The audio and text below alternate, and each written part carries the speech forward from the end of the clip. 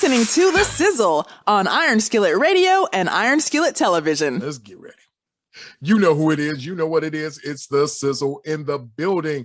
And we're talking about the gridiron. That's right. Not fantasy football, not NFL fantasy, not sizzle fantasy, but the NFL draft. The hottest time of all times, the best time. It is a holiday for NFL fans. But before we go there, you know who's in the building. He's J Sizzle. I'm G Sizzle. We are in the building. And listen, if you have not taken the time to like, subscribe, and share, make sure that you're hitting the notification button. Ding! Hit the button, do the thing, and then you do the ting. You hit the button, it does the ting. Now you do the ting. That's all I'm saying. Just hit that button, subscribe, know when new content is coming out, and know when our commentary is coming out. And Jay, yes, sir. Football season, holiday time. It's almost there.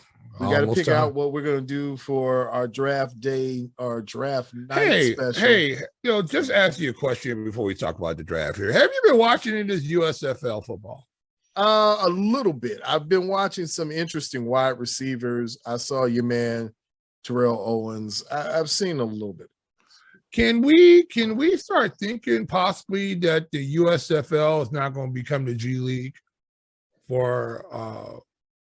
Are they developing this now as to be the G League for the NFL? Well, the only way I can see that happening is if you get some guys out of it who really come into the league and get a chance to play. They get a chance to actually shine somewhere. I mean, wouldn't you like to send your guys down and actually watch them play competitively? Especially guys you got on the practice squad and things like that, or guys you're looking at. Mm-hmm. They can make a little bit of money. You can send guys to the USFL and make a little bit of money, and because that's the only way that league is going to sustain itself is that somehow or another the NFL decides to use it as a feeder. Right. It's the only way. It's not going to make enough money if it doesn't do that. And I don't understand why the NFL wouldn't do it. The USFL is not. It's not like the AFL or is that the right from way back in the day? Right. Is not like a rival league to the NFL.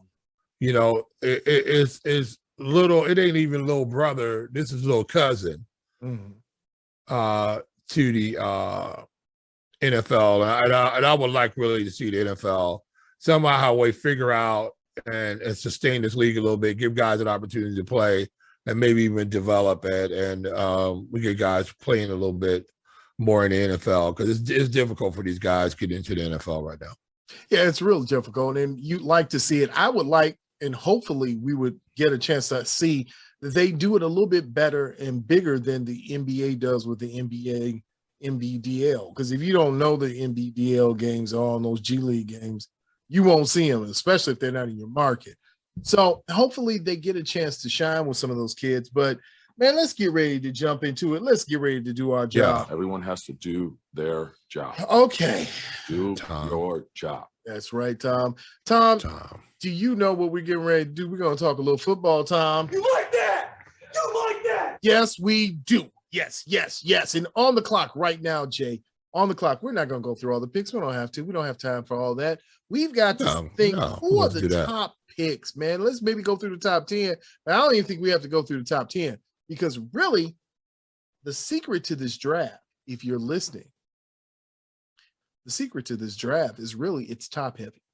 It's balanced in the middle, but it's going to get weak in the end. Just follow along. We'll make it make sense in a minute. Because at the beginning of the draft, you have the Jacksonville Jaguars, right? So everybody right now has this Aiden Hutchinson crush.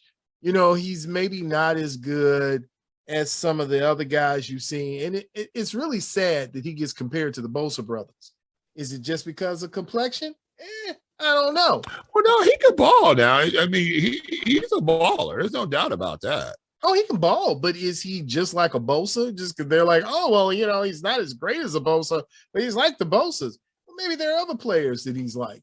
Maybe he's lean and mean and he's a fighting machine. Maybe he's a new prototype we haven't seen before. I don't know. But, okay, so if he goes number one, now reports are saying that, wait, before you don him the king, He's a good edge rusher, but then you got Travon Walker from Georgia, who was doing some things all year that is just as good, comparable, maybe a little bit different from Hutchinson, but might be your number one. It might not be a slam dunk for Hutchinson.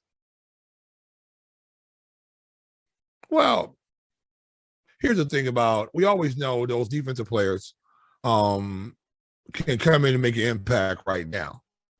That's why you look at Joey Bosa, you look at these defensive ends, these little freaks of nature, and now you start to see these even smallish guys like Aiden Hutchinson who can get up underneath you, out-quick you. The Khalil Mack types, I'm not saying he's Khalil Mack-ish at all. I'm not saying that at all. But that same body build, you're not seeing that massive guy who's just overpowering people. You're seeing that shorter, squat guy like the Joey Bosas or the Nick Bosas who are getting up underneath you and finding their way to the quarterback by their speed. But we also know these defensive ends can change football games really quickly. If we saw that in Chicago, had Khalil Mack had been able to play up to what when he first got to Chicago, had he been given any part of that output, the Bears would have probably been a much better defensive ball club. So, like you're saying, I just look at right now, I think you're going to see, not going in the first two picks, but I think you're going to see some offensive linemen going quickly because everybody's figured it out now. If you don't protect these quarterbacks, it don't matter what you're doing on defense. Yeah, there's a lot of protection that needs to go on, especially with those top 10 teams. And if we just break it down, the top 10 teams right now would be Jacksonville at 1, Detroit at 2, Houston at number 3, the Jets at 4, the New York Giants at 5, the Panthers at 6, the Giants again at 7, which would have the Bears pick. Then you talk about the Falcons at 8, then the Jets again at 9, and the Seahawks at 10. Then it gets a little funny because you've got Houston coming right back around 13. Yeah. 12 is Minnesota. Washington's 11. So those top, I call it the use the basketball reference. Those playoff less teams or teams that need some help. You've got a lot of defenders going in this round. But one of the things, Jay, I wanted to talk to you about was Houston. Everybody knows our friend Lovie Smith is the head coach of Houston, and Houston has their eyes on an offensive lineman. But if I know Lovie Smith, like I know Lovie Smith, they're not going to go offensive lineman, which would make sense. You know, they've got North Carolina's O-tackle there who might go and be able to protect somebody, but we don't even know who their quarterback really is. Right now, there's one name that I keep hearing, and he's going somewhere in the top, at least top 8, and that's Sauce Gardner. When you talk about a corner that can do everything, he's a difference-making, with size, elite speed, technique, ball hawking skills. To me, he sounds like a perfect Lovie Smith guy. What say you when it comes to Lovie Smith? Is it offense or defense for his team, the Houston Texans?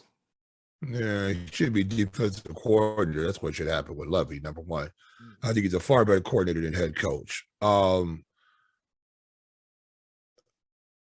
problem with the Texans right now is that who's quarterback of the Texans? That's the whole point. So how are you getting a lineman for somebody you really don't? I mean, are you really concerned about Davis Mills? Who's quarterback of the Texans? That's their first problem. So it don't really matter who they go get, to tell you the honest truth. I mean, Deshaun Watson massaged him out of that position. Oh God, yeah, yeah.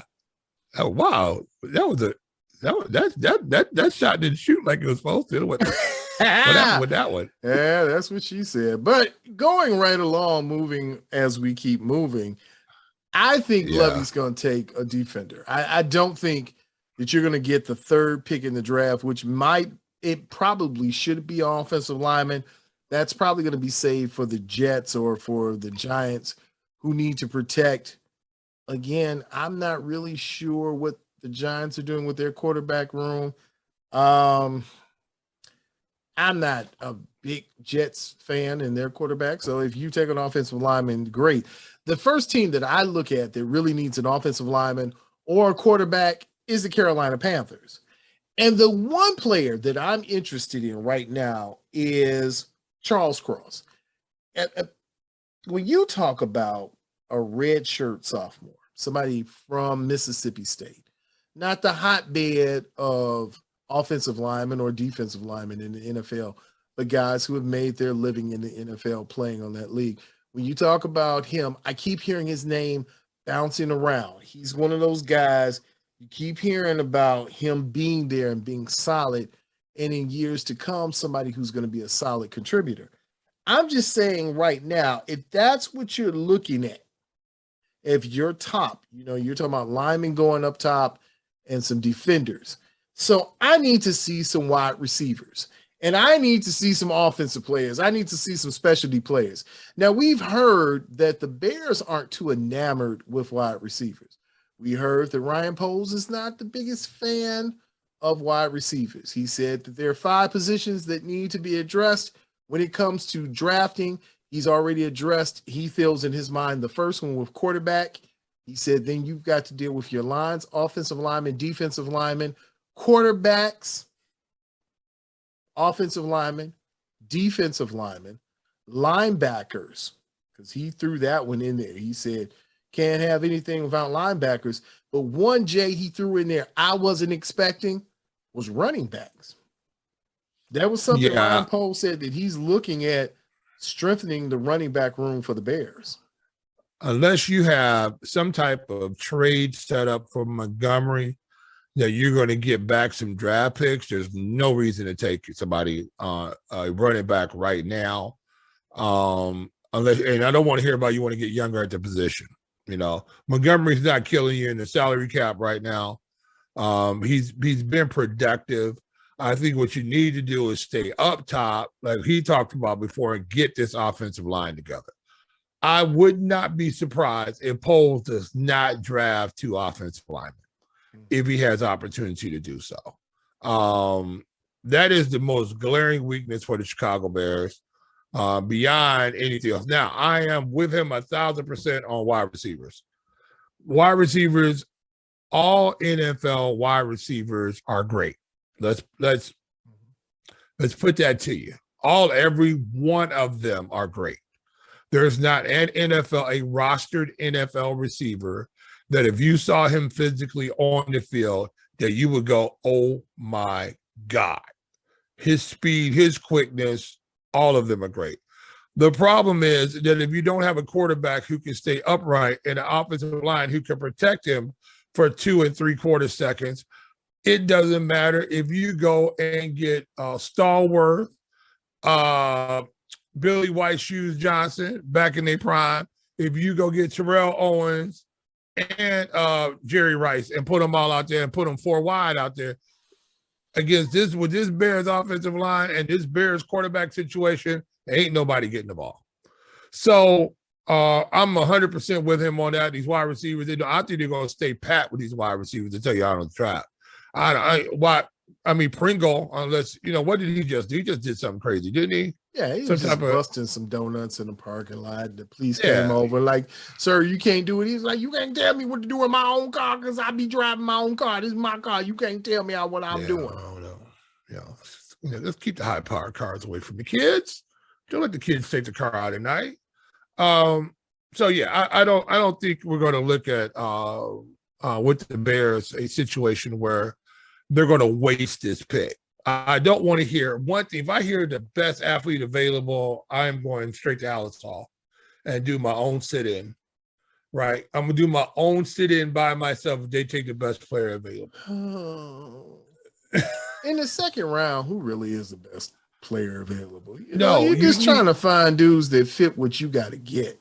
You need to draft for position. That's what you need to do. You need to get guys in here. What's the best player at the position that I can get or that I can trade for that will fill a need, a glaring need, right? We know one is offensive tackle. We know another one is going to be cornerback for the Bears. You look at that situation, and the other question is, I think the linebacker core is going to be decent, but everything has to deal with that offensive line core. Now, here's the question though: are they sold on the quarterback? You think?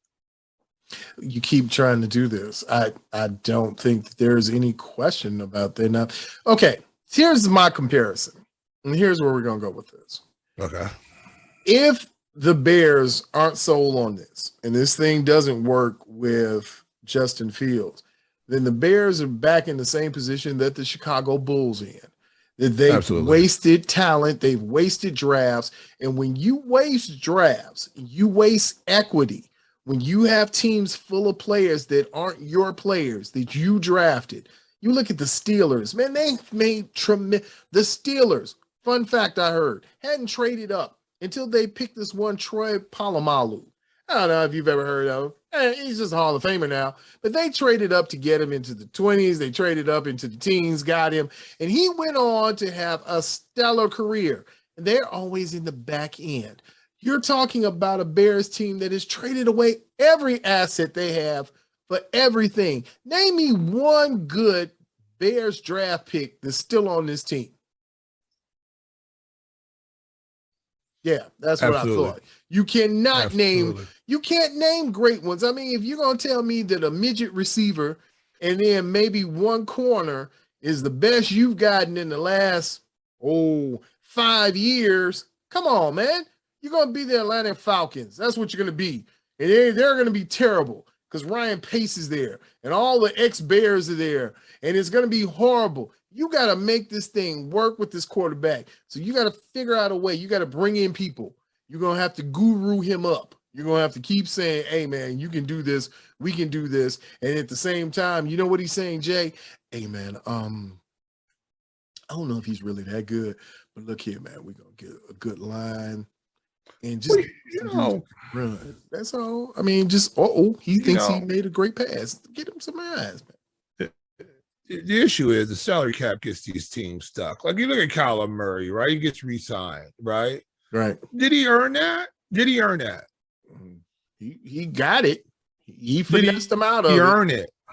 He finessed him. He earned it because of the money. Because of the money and because of the money situation, they have to sign him. It was cheaper to keep him. Yeah. So and then you're not going to get draft capital back for these guys. People don't realize, you can get a first and second round. No. What happens is if you have a second round pick, that thing gets rated at the bottom of the second round. You're not getting anybody's high second round draft pick for any of this talent. You're going to get a high third round pick, which might end up in the second round. That's what you're going to end up doing. Guys are giving up draft capital for these guys who have shown that they have NFL problems, right? If you would have a guy on the trading blocks, if he was NFL super talent worthy, you wouldn't have that out there. So the mere fact that you have to re-sign a Kyler Murray, you have to re-sign some of these players. Baker Mayfield is going to get picked up by somebody. Would you want to see Baker Mayfield come to the Bears? No. I mean, we already, No. Will he be better than the quarterback situation we have going right now? I don't know, because again, just as I've said to you before, we said it time and time again, I don't know what Justin Fields is. I really don't. I know he was a kid that took a beating last year. I don't think Justin Fields knows what he is. I think Justin Fields has in his mind what he thinks he is, but I don't think he really knows what he is. Because if that was the case, he would be getting out of the pocket, right? If that was the case, he would learn how to pick up a blitz off his left-hand side. If that was the case, he would learn how to call the mic protection, and then move it over to the will so he can get some help on the backside so he doesn't get his headband knocked off his head. You know what I'm saying? This is the whole issue. I don't know if he can read the blitzes in the NFL. I don't know if he knows how to change the Mike linebacker to move that protection. I don't know if he knows how to do that. And I'm surprised that Mustipher and whoever else is playing center down there is not moving those protections for him. Somebody's got to do it. You can't have a guy out there who can't pick up backside protections. And he's already shown that he can do it. And the one thing that we know about the NFL, if they find a weakness, they are going to exploit it. And until the Bears figure out either put a god over there at left tackle who can take on these edge rushers one-on-one by himself. You know, you got the one kid out of Alabama who's really good, who possibly might be able to do it. I think they got the other kid too out of the Norfolk State, somebody like that. That's really good, the 6'8" kid. We have the Omegas have decided to show up. Yes, is that what happened? Decided to call and call in. You know, so I think, do I have a lot of hope for this Bears team? Absolutely not. Do I think they're going to do anything but be bottom dwellers in the NFC North? Nope. I think they're not beating Detroit, they're not beating Minnesota, they're not beating the Packers. Well, I guess you just got to be a little bit better than the Packers if you want to win. But to really, they're going to probably be second or third, just where they were before. They might be a game or tick. I mean, you look at their schedule from last year, they're only 2 games off of what Minnesota was. So you had the Packers ahead of them, you had Minnesota right ahead of them, which was 2 games ahead of them, and they were at least 5 games ahead of Detroit. So I don't see that there's going to be that much of a regression where you say, oh my God, now they become Detroit. Their defense is going to be worse. Their defense is going to be worse. It can't be worse. They have a guru god as a head coach now. Their defense is going to be worse. He's going to be the cover 2 master, sir. Right, cover 2 master. Unless, okay, who's playing defensive tackle for the Chicago Bears this year that wants to be there? Well, I guess they're going to have to draft him. Yeah. I guess they're going to have to find him. They're going to have to find him. I mean, you got one guy. Now, it's funny that you keep talking about it because we talked about it earlier. There is a Khalil Mack in this draft. There is. And he might be better than Khalil Mack, but he is Khalil Mack-ish, and that is Kevin Thibodeau. Kevin Thibodeau. And if he goes in the later part of the draft, which he could have gone somewhere around where the Bears would have picked up, you would have been able to pick up an edge rusher, someone who could do what you needed to do. But right now, when it comes to the Bears, you've just got to find somebody who fills some voids right now, and they've just got to get better. They've got to get better, and that's what you brought in a new head coach for, a new general manager. They brought in all these wizards who know how to play. They've done all this to get you to that next level and that next point. Because right now, to your point about receivers, if you're at pick 8, 9, and 10 right now, the best crop of players you have is Jamison Williams, who had a knee injury in the playoffs. You have Drake London, who I don't believe that's his real name. I think that's his rap name. And that's a cool name. Yeah. Chris Olive and Garrett Wilson. Now, somebody will tell you that, I mean, there are pundits who will say they're different, but Chris Olive and Garrett Wilson to me are about this. I mean, it's nip and tuck. They're that same dude. They're good speed receivers. They've got size, but they're average speed. They're who they are. They're guys who are really good that fortunately or unfortunately would have been good with Justin Fields because they played together. But the only way you got Justin Fields is to do what you did now. So obviously it couldn't work. So I'm just saying, man, when it comes to the middle of this draft, all these dudes are they're dudes when you look at them. Nobody in this draft, I look at Jay and say, oh, he's going to be good. Now, the kid, the edge rusher from Purdue, I like him. I like his motor, but he's still a little undersized. I think he's going to get swallowed up. It's going to take some years. Burks, the Arkansas receiver, big guy. I don't think he's going to make it out the first round. Everybody's like, oh, he can make it to the Bears. He'll be great. No. He's just huge. I mean, he's going to be good. It's going to be like A.J. Brownish. He's going to be good, but I don't think he's going to make it to the second round. So to your point, if you're the Bears right now that does not have a first-round pick, you're going to have to get some supplemental pieces. You're going to have to get your corner out of here. You're going to have to get some more edge rushers. And to your point, Jay, in that second round, you might have to pick a nose tackle somewhere in there. You might have because you look right now, you got Chris Tonga,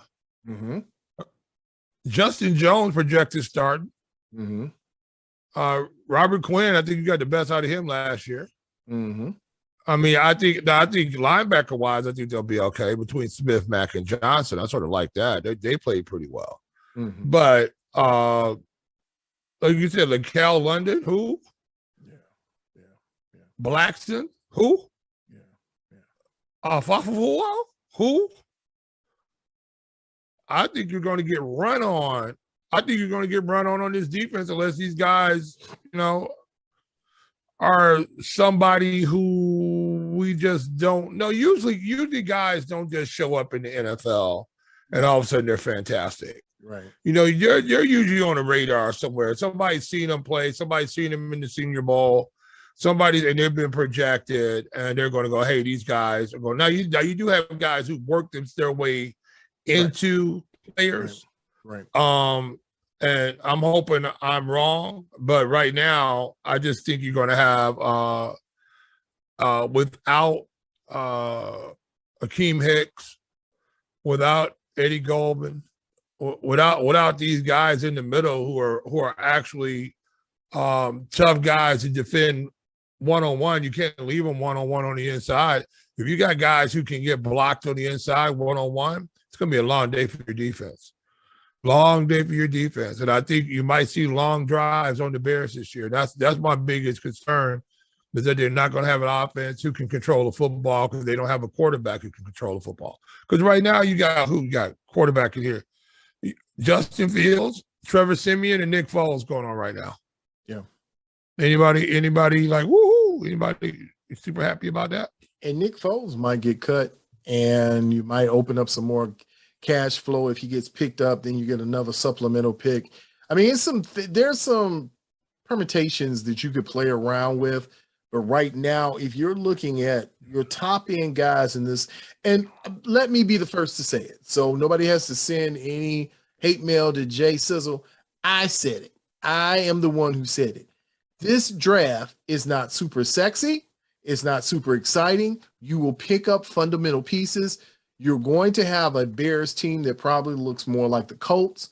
A lot of try-hard guys. They're going to be guys that you really don't know who they are, and they just play well or play effectively, and you'll have a middle-of-the-road defense maybe creeping up closer to one of those top 10 with a lot of try-hard young guys, and hopefully that's enough to bring you through to get you to respectability in your own conference.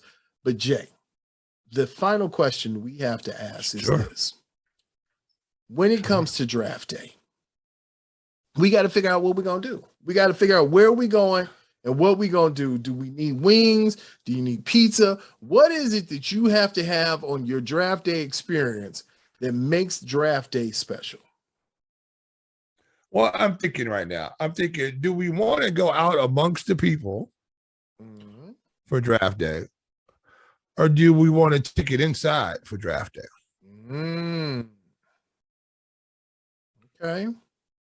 Because here's the thing about that. If you go out for draft day, right? Because think about it now. All right, we can get a pan of wings and fries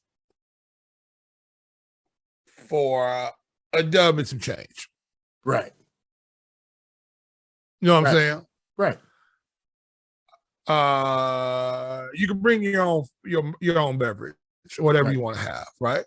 All we need is a bag of ice and some cold sarsaparilla, and you can have a fantabulous evening. The other side of it is the draft for the Bears. When did the Bears pick 30? What pick do they have? They picked Friday. 157th or something like that. So at this point in time, you don't have any skin in the game. No. You know? So after, I mean, who are you really looking forward to get picked? I'm not. That's why I said average at best.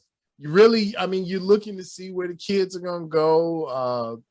The Thibodeaux, the I think my friend, we get a pan of wings and fries, beverages, and you come by the own abode, and we sit here and watch, and wing sauce all over our face, and at any point in time, you're ready to look at it and go, hey, you know what? Let's watch Independence Day.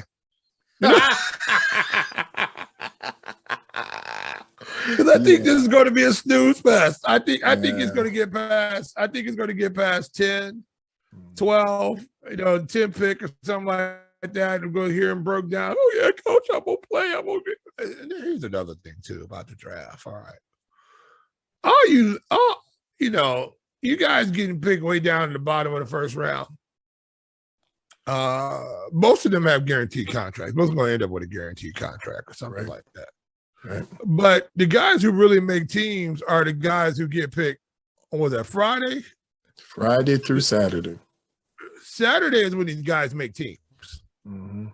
Because they fill spots because they don't cost teams as much money. Right. Second round guys, hard to make teams because you're expected to come in and start right away. If you're not a starter and you're getting second round money, very difficult to make these teams. So there's a lot of crying going on, but also there's going to be a lot of crying going on in about 14, 15 months where you're not rostered anymore. Yeah. Because I think one of the hardest things to make outside of the NBA is an NFL roster. I think it's one of the most difficult things to make because if you look out here, well, I'll say Major League Baseball is very difficult to make a roster. Major League Baseball, yeah, to the big leagues, to the big league, yeah. to the bigs. I mean, to go and stick. I mean, you guys get called up, but I'm talking about to make the opening day roster. You're on the roster. I think it's one of the hardest things to do is to make. Think about all the guys who are playing Division I college football every year. All the Alabamas, all the LSUs, all the Big Ten guys, all over the place. And you only got 53-man rosters. And I think they're 57, 8-man, 59-man rosters, including the practice squads. Right. Now you got to come in there and try to beat a guy out who's already one of the best players in the world, or he would not be on an NFL football team. Very difficult. I mean, you got these guys who come out of these conferences are all conference. A lot of these guys hold school records. A lot of these guys, are the best that's ever played, and they don't get a sniff in the NFL. That's true. So it's very difficult to make these NFL rosters. And I think, a lot of these guys, tomorrow night, these guys are going to make some money. I think the real heartbreak comes on Saturdays. You get guys get drafted, but you still got to make that team. And a lot of guys are going to be very on opening day. They're going to be at home, and the USFL is going to be over with. And it's I don't know. I love the NFL draft. You give guys a chance, but a lot of these guys are going to make these teams through free agency. Right. And at least with free agency, you get to pick where you have a chance to play. Yeah. At least that. I think that's the route to go for a lot of these guys. Because I think you see a lot of guys opted not to get into the draft and they wait for free agency. Yeah. I'm not going in the draft. I'll just wait for free agency and see if I can find a home over there. So, so I think we go with a pan of wings and some beverages, and I think we go that route tomorrow. What do you think? Okay, I like it.